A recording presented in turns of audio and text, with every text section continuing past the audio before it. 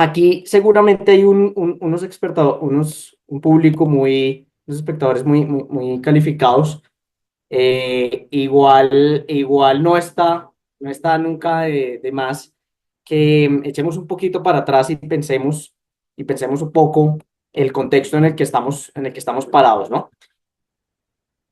Bueno, ¿por qué estamos hablando de un proyecto de ley cripto? Vámonos un poquito para atrás. Pensemos en los desarrollos tecnológicos que hemos tenido en los últimos años y en parte también pensemos en el COVID como un factor adicional que viene empujando los cambios, las disrupciones que estamos viendo pues, en nuestras vidas diarias. Y eso tiene que ver mucho con lo que vamos a hablar de este proyecto de ley. Vamos a hablar de un proyecto de ley sobre cripto que finalmente impacta, no regula, afortunadamente, no regula la tecnología, aunque sí la impacta, la tecnología que está detrás, que es la tecnología blockchain, que es una manera de registrar información. Es básicamente eso. Entonces, este slide nos invita como a que pensemos en la empresa en la que nosotros trabajamos, en la empresa que quisiéramos montar y pensemos, digamos, en los macro procesos que podría tener esa empresa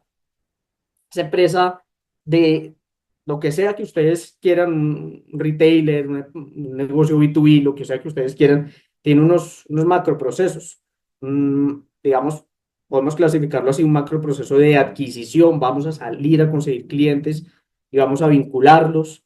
Un proceso que trata sobre cómo le ofrecemos los productos, los servicios a esos clientes, cómo los atendemos, ¿cierto? El servicio de atención al cliente. Hay un procesamiento también de transacciones, no pensemos solo en el mundo financiero, no pensemos solo en transacciones financieras, sino pensemos, digamos, en todas las actividades, en todas las operaciones, las transacciones que se llevan a cabo en esa empresa. Y también hay un macro proceso de cumplimiento de normas, cumplimiento regulatorio y de prevención y de gestión de riesgos, ¿no?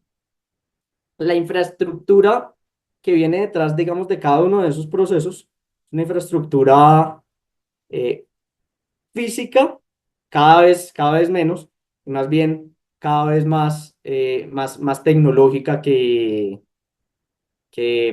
física, ¿no? Precisamente lo que viene pasando es que la infraestructura tecnológica que viene detrás de esos procesos de nuestras empresas también ha venido cambiando. Entonces, antes hablábamos de nuevo, primero de procesos físicos, luego hablábamos de los servidores de las empresas y finalmente ya no se habla solo de los servidores de las empresas por allá en la bodega o en el piso tal de la compañía, sino que hablamos de computación en la nube, de bases de datos centralizadas y de bases de datos, si se puede llamar así, descentralizadas. ¿Sí? Y eso es lo que eso es lo que nos tiene acá sentados hablando de este tema. Entonces, acá en este otro slide, lo que estamos viendo son esos mismos procesos y cómo las tecnologías emergentes, algunas ya no tan emergentes, como lo estábamos viendo ayer y como lo vamos a ver en las otras charlas que tenemos con Tech Learning, vemos cómo estas tecnologías emergentes pues vienen cambiando la manera en la que se corren esos macroprocesos. Fíjense ustedes que hablamos de nuevos canales, ¿cierto? Entonces ya no se habla solo del sitio web, sino de las aplicaciones, todo lo que ya sabemos, computación en la nube, las APIs que están omnipresentes en todo lo que estamos viendo, en todo lo que hacemos en la esfera electrónica. Por supuesto que la inteligencia artificial, y nos vamos a enfocar en esto, en esta tecnología emergente, DLT, Distributed Ledger Technology, o tecnología de registro distribuido, tiene, que a su vez tiene una subespecie, que es la tecnología blockchain, ¿no? Que hay diferentes tecnologías de registro distribuido. Y esa tecnología impacta fuertemente el macroproceso que estábamos hablando de procesamiento de transacciones. y a su vez esa tecnología, esas Distributed Ledger Technologies y particularmente el blockchain, permiten a su vez tokenizar activos o de una manera más general, crear tokens, digamos, desde cero. Tokenizamos activos o creamos unos tokens desde cero. ¿Y qué es esto de la tokenización o eso para qué sirve? La tokenización es útil para reducir los costos de transacción precisamente, los costos de operar con un bien y también es útil para transar precisamente para comercializar activos que no se pueden fragmentar de una manera muy sencilla. ¿Mm? Y pensemos, por ejemplo, en un violín, y digo el caso de un violín porque además es un caso de la vida real. Hay un violín muy famoso que se tokenizó y ahorita si nos queda tiempo vamos a ver un video muy cortico de 2 minutos de un violín muy famoso que se tokenizó y el impacto que eso tiene. Eso es lo que permite precisamente esta tecnología. En este otro slide que tenemos precisamente la foto del violín famoso que les estoy comentando. En resumen, hay un personaje muy reconocido que necesitaba un préstamo y convirtió un violín en tokens. Para obtener ese préstamo o para acceder a ese préstamo, precisamente dio como garantía esos tokens. Lo que pasa con los violines, lo chistoso, lo curioso del tema es que los violines usualmente tienden a apreciarse dependiendo de las personas que lo han tocado. Y ese violín que ustedes están viendo ahí en el slide fue un violín que tocó Catalina la Grande en Rusia por allá en 1700 y pico, entre otras personas. Entonces, un violín que vale muchísimo dinero, es un violín muy diferente a cualquier otro violín que veamos por ahí. Gracias a esta tecnología que estamos viendo, ocurrió esa operación. Eso es un caso de uso, podemos pensar en 1000 casos de usos similares o mejores para, para que veamos, digamos, el potencial de esta tecnología. Y entonces veamos acá en dónde estamos parados. Entonces, estábamos hablando de que hay unas tecnologías emergentes. Ahorita tal vez más de moda, entonces la computación cuántica, la inteligencia artificial y también tenemos a las tecnologías de registro distribuido. Les estaba comentando que hay diferentes tecnologías de registro distribuido. Sobre esas no vamos a hablar, vamos a enfocar en blockchain. No todas las tecnologías de registro distribuido funcionan con una cadena de blockchain, como el nombre, con una cadena de bloques, como su nombre lo indica, blockchain. Estas otras tecnologías, digamos, funcionan de una manera diferente. Blockchain tiene una ventaja particular. ¿Cómo funciona esa tecnología? Antes de ponernos a hablar de normas, los abogados que nos encanta hablar de normas, ¿de qué se trata este cuento? Digamos que un registro, por definición, es una colección, un grupo de asientos de información, ¿cierto? De registros precisamente, que mantienen una trazabilidad de diferentes transacciones, de diferentes eventos, de diferentes personas, etcétera. Una base de datos centralizada y una base de datos descentralizada son dos cosas totalmente diferentes. Son registros, sin embargo, son totalmente diferentes. En las bases de datos o en los registros centralizados, todo se basa en la confianza de un agente central, que es el que está manteniendo, que es el que está, digamos, administrando ese registro. Si uno se pusiera a pensar en un ejemplo útil para ver, digamos, los retos que tienen esas bases de datos centralizadas, uno podría pensar, por ejemplo, en los viajes que uno hace al exterior en el proceso de migración. Cuando vamos a salir del país, a uno lo chequean en migración y seguramente si acá Mateo se fue de chistoso y cometió un crimen 2 horas antes, pues puede que no salga en esa base de datos, ¿verdad? O si no usemos de Mateo, si Sebastián conoce a alguien que tal vez administra esa base de datos y tiene permisos de no solo de consulta, sino de edición, Sebastián podría decirle a esa persona, ¿sabe que edite esa base de datos para que yo pueda salir? Ayúdeme ahí, deme una mano. Las bases de datos centralizadas son precisamente vulnerables a ese tipo de circunstancias. Hoy en día, yo me atrevo a decir que el 99.99% de las bases de datos siguen siendo centralizadas. Blockchain no funciona de esa manera.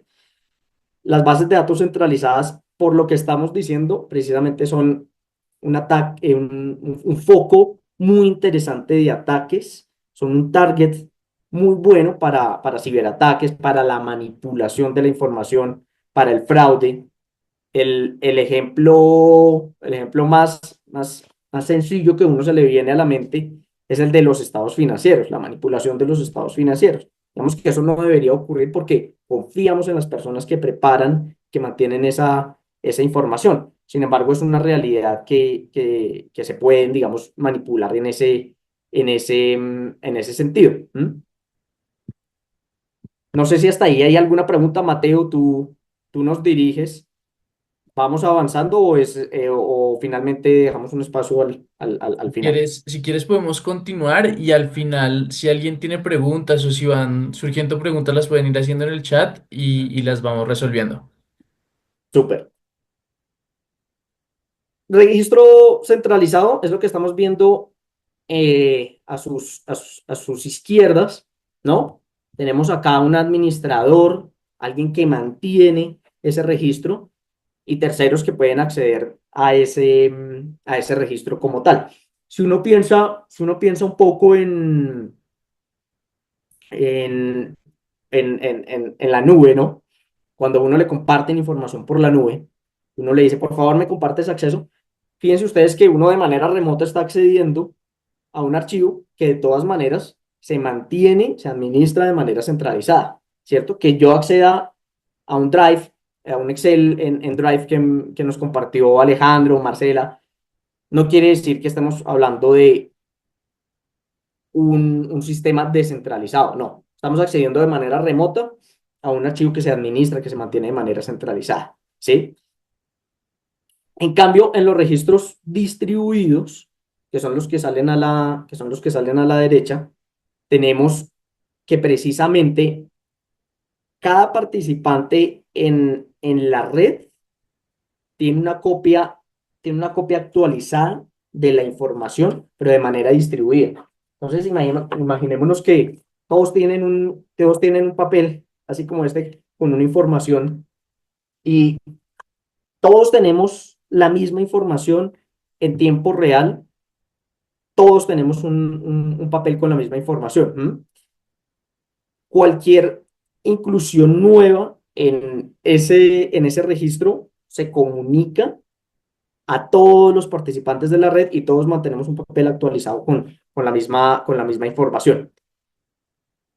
Esa peculiaridad de los registros distribuidos con blockchain solucionan un problema, que fue el problema del doble gasto que se identificó en el mundo digital, o el double spending problem.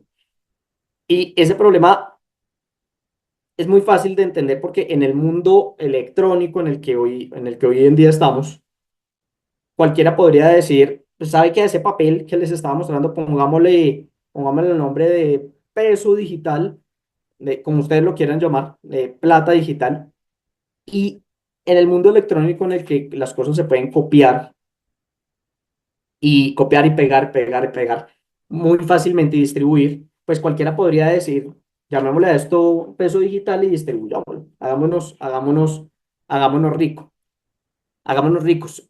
La diferencia con la tecnología blockchain es que precisamente nadie se puede gastar un token al mismo tiempo, la misma persona. Eso no puede ocurrir gracias a la tecnología blockchain. Y con eso se soluciona el problema del doble gasto, que es propio del mundo electrónico. Si nos vamos al mundo físico, si alguien me pasa ahorita un billete de 10.000, esa persona no se puede volver a gastar ese billete de 10.000 en el mismo momento. Esa misma persona no puede hacerlo, ¿verdad? Ya se lo gastó, no tiene ese billete de 10.000. Que después se lo pasan de pronto por otro lado, eso es otro cuento, pero no se lo puede gastar una doble vez. Y precisamente eso es lo que soluciona la tecnología blockchain sin la necesidad de estar utilizando papeles, ¿no? Las soluciones centralizadas, ¿cómo solucionan ese problema?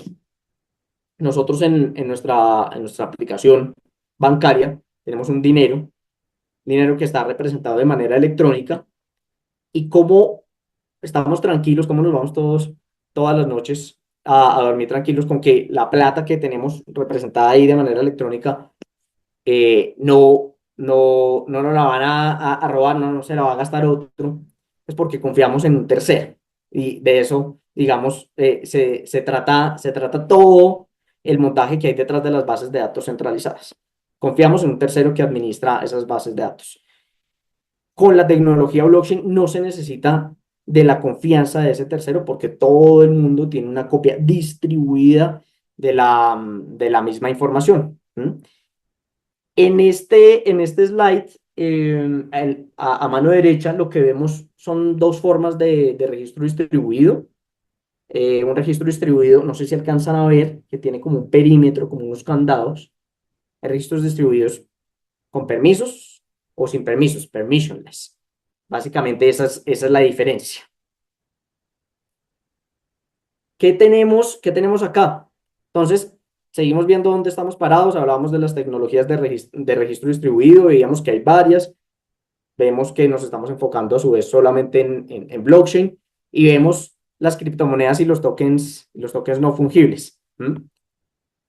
Uno podría clasificar esto de muchas maneras. Si uno quiere facilitar el ejercicio, uno puede ver a las criptomonedas como un medio de pago que en algunos países puede ser de curso forzoso, de curso legal, o puede ser un medio de pago que no sea de curso forzoso y legal, que la gente por su decisión, por su querer, acepta como medio de pago. Que es lo mismo que pasa cuando uno compra una casa y le dice, ¿sabe que yo le pago una parte con un carro? ¿No? Es exactamente lo mismo. ¿Quién dice que eso no se puede? Nadie dice que eso no se puede. Sería un trueque. También están las criptomonedas, perdón, como incentivo para los mineros que son los que participan en la validación de las transacciones y las criptomonedas como especulación, que es algo perfectamente válido. Alguien puede invertir en una criptomoneda con el objetivo de especular y eso está muy bien, hace parte, digamos, del mercado. También tenemos a los tokens no fungibles, que funcionan con la misma tecnología, no son una criptomoneda, precisamente porque no son fungibles.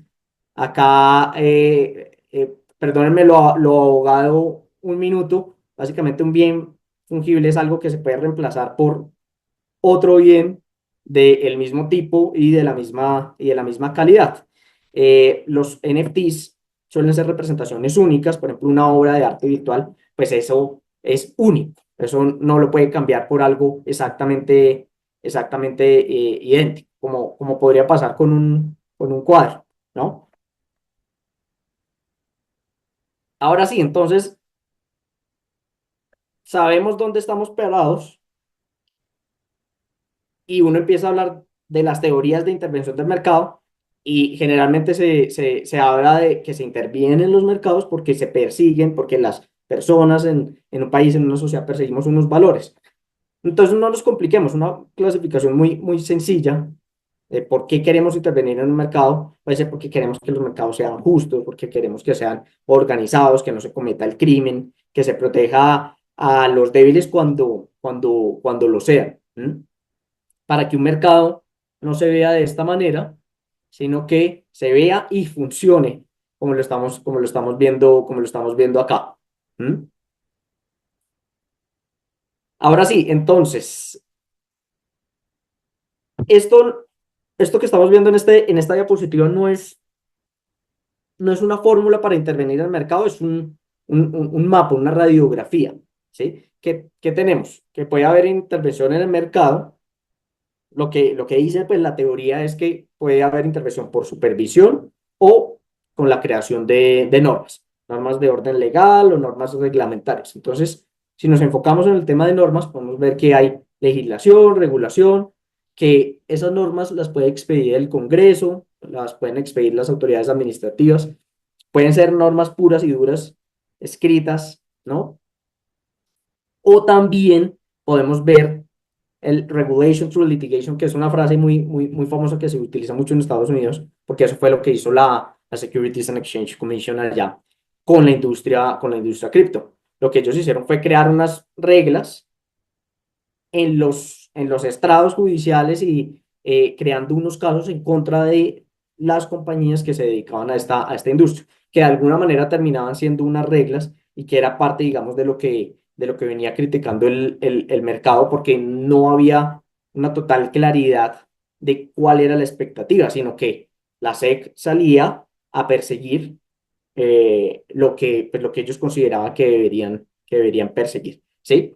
Eh, También se ha hablado de que las normas podrían ser normas de autorregulación. ¿M?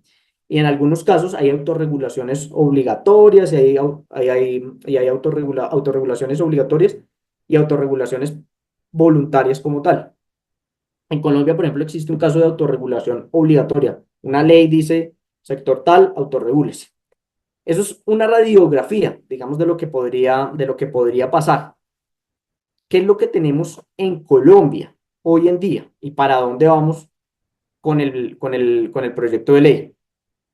Lo que tenemos en Colombia hoy en día es que la Superintendencia Financiera, el Banco de la República, la Superintendencia de Sociedades, el Consejo Técnico de la Contaduría Pública, dijeron, bueno, y estos en unos pronunciamientos que incluso hicieron de manera conjunta hace varios años, dijeron, bueno, tenemos estos activos virtuales y resulta que esto no es ni moneda de curso forzoso ilegal, no es una divisa porque no es emitida por un banco central de un país del exterior y tampoco son valores. Eso fue lo que dijeron esas autoridades.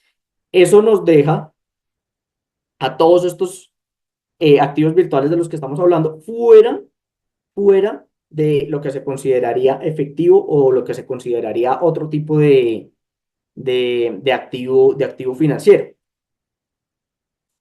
Para la percepción de algunos de la industria, ¿qué es lo que falta? A los proveedores de servicios sobre activos virtuales, o sea, a una empresa que se dedica a prestar servicios sobre esos bienes, incluso así estén en el exterior, se les quiere prohibir algunas cosas y se les quiere exigir otras cosas. Entre otros aspectos, y lo que dicen algunos antes de la industria es, pues por favor, si nos dejan regular esta industria, por favor, déjenos prohibir uno, que es muy importante, prohibir la transferencia de los activos virtuales o en general grabarlos. Esto en inglés se ve mucho como la prohibición de rehypothecation, ¿no? Grabar esos activos virtuales sin la autorización del cliente, porque eso permite que esos activos, o la ausencia de esa prohibición permite que esos activos virtuales sean utilizados para otras operaciones en el entretanto. Entonces, se quiere crear una prohibición de hacer esas transferencias o establecer esos gravámenes sin autorización de los clientes. Se quiere prohibir la intermediación financiera con activos virtuales, es decir, que se empiecen a hacer actividades financieras utilizando esos activos virtuales, lo cual hace mucho sentido. Prohibición de las actividades multinivel, del mercadeo multinivel con activos virtuales.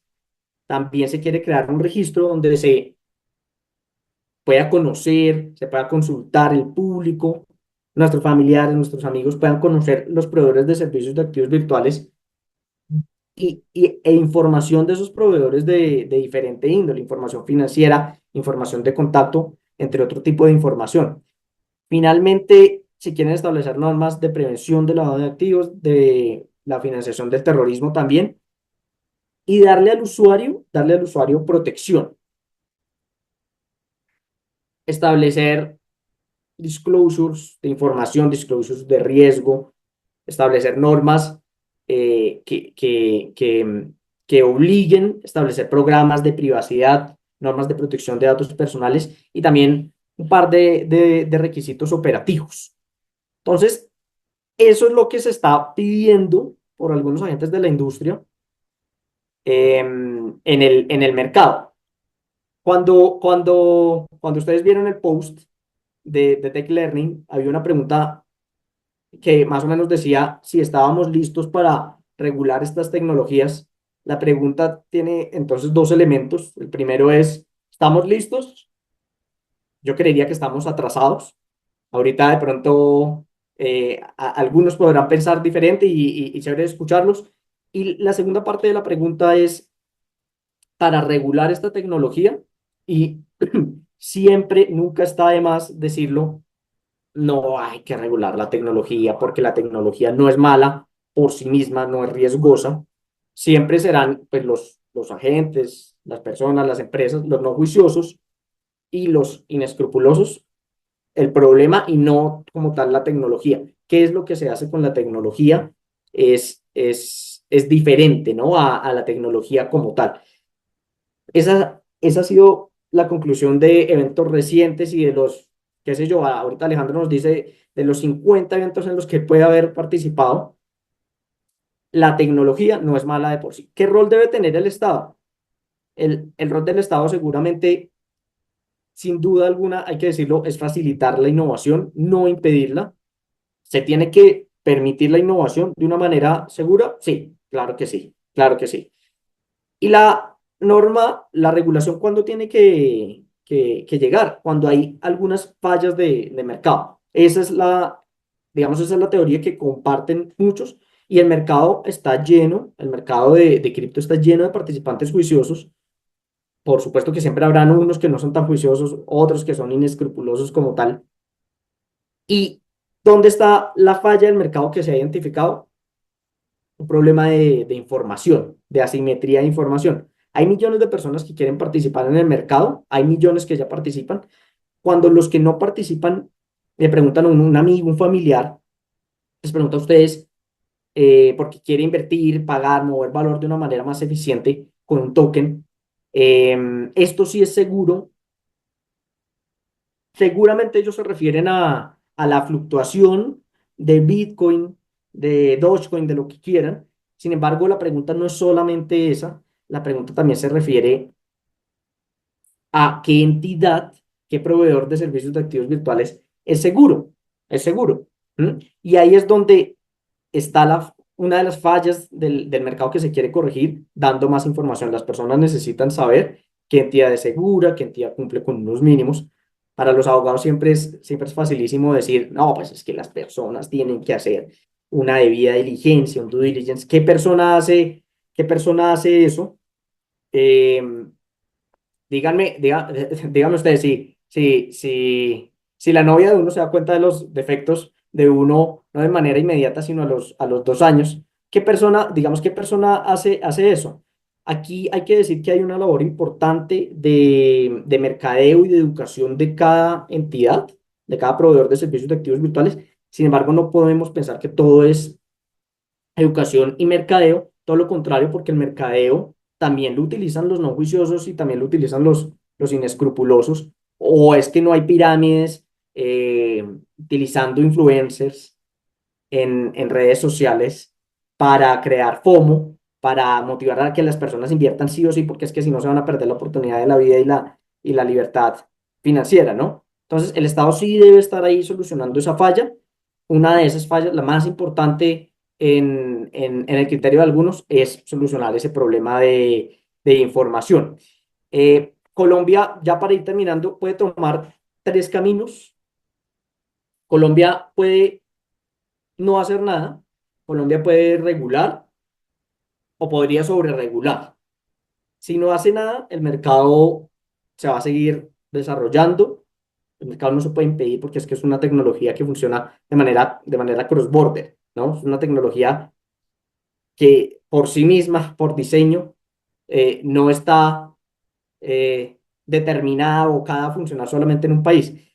Sin embargo, si no se regula, vamos a seguir con los problemas de la información, con esa falta de certeza para los usuarios. Van a seguir existiendo agentes juiciosos, van a seguir existiendo los no juiciosos y los inescrupulosos, ¿no? La manera de diferenciarlos, si uno es un usuario promedio, y yo, por ejemplo, yo creo que soy un usuario promedio, y creo que casi todos lo somos, es precisamente contar con algunos de los elementos que trae esta ley. Sinceramente, yo creo que todos prácticamente en casi todos somos usuarios promedio, ni los abogados, ni los financieros, ni los de tecnología son usuarios súper racionales porque eh, la vida no funciona así. Por ejemplo, a mí me encantan los tacos. Yo creo que los tacos no son muy saludables. Sin embargo, a veces me pueden las ganas, o a veces por razones prácticas. Uno no siempre puede ser el usuario tranquilo, calmado, que se lee los términos y condiciones de pe a pa de Netflix. Yo creo que es un poquito irracional el que no quiera salir con la familia, con la esposa, un viernes porque se va a querer, se va a quedar leyendo los términos de Netflix. Entonces, si usted quiere utilizar cripto en su vida, por lo menos tómese el trabajo de ver si está en el registro que propone la ley, lea el aviso de riesgos, entienda en qué se está metiendo. El otro camino es el de sobreregular, que eso básicamente es tanto o peor a no hacer nada o a prohibir. ¿Mm? Sin miedo alguno, el modelo europeo, con toda la claridad, es un modelo, las normas que crearon en Europa es un modelo que no mira nuestra realidad. Los que son abogados saben que nos encanta y tenemos una pasión pues desbordada de copiar las normas de Europa sin tropicalizar, sin bajar un poco la fiebre de copiar y pegar tal cual. Y lo que se dice afuera, es los inversionistas de Estados Unidos, de Europa, inclusive los de Latinoamérica, dicen invertir en Europa es muy complicado, que se regula tanto que se sofoca como el nacimiento de la industria como tal, de un mercado desde el principio. Y acá ya tenemos una experiencia, ya nos ocurrió en Colombia con el crowdfunding. Eh, para ir concluyendo, para manejar de forma segura, uno no se esconde en la casa, sino que para manejar, aprender a manejar un carro de forma segura, pues uno tiene que manejar con controles. Hay que disipar el miedo que en parte que parte es totalmente infundado por el Estado, eh, y la falta de claridad que han tenido los incumbentes, o sea, las entidades financieras tradicionales, para prestar servicios con esta tecnología que estamos mencionando y prestarle servicios financieros a la industria que está detrás de esa tecnología. Eso no es que esté prohibido, es muy importante decirlo.